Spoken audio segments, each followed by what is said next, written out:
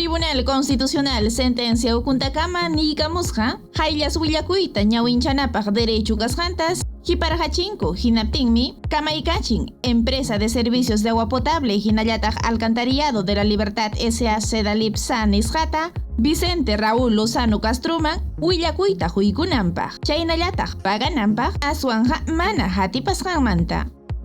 Sentencia 283/2021 Yupaypim, expediente 04274-2016-PHD/TC Yupaypim, Nichkan, Estados. Pública Empresa Hina, Allinta Hinallataq Chuyapunita Llamkanan. Llaqtarunakunallataq huklaumanta, derechuyuq kachkan, mana chihap kaptinja marchanankupaq Hinallataq, Pública Wasikunapa llamkayninta hatipanankupaq.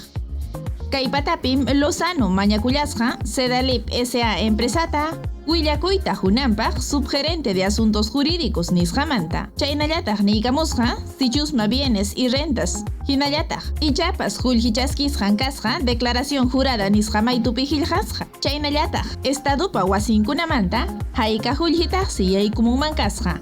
Chaysi Sunat wasipi qillqasqa. Chayraykum Tribunal Constitucional nin hayllas runakunapa willakuy yachananja artículo tawachunka hukniyuq Constitución Política maytupim tarikullachkan.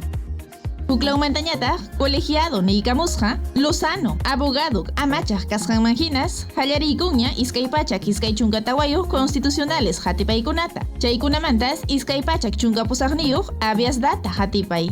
Yahapas llapansi kachkan Sedalip S.A. Empresapa kontrampi. Imarayku copias fedateadas nisqata hinallataq huk wakichiyllapaq qullqi kasqanta llamkaqkunas cedulakunata rantirachimusqaku chaypis mañakusqaku paganankuta hatipay ruwasqankurayku hinaspaq huchapachisqaku habeas data hatipayta manas maskachkankuchu hayllas runakunapa derecho willakuyta chihapta yachanankupaqa kikinkupa munaynillantas qullqichakuyta maskachkankuman aswanja. Chaynapis usuchichkanmanku Judicatura Constitucional hinallataq llapallan justiciables hatipakuykunata imarayku sobrecarga procesal innecesaria nisqatas ruwachkanmanku.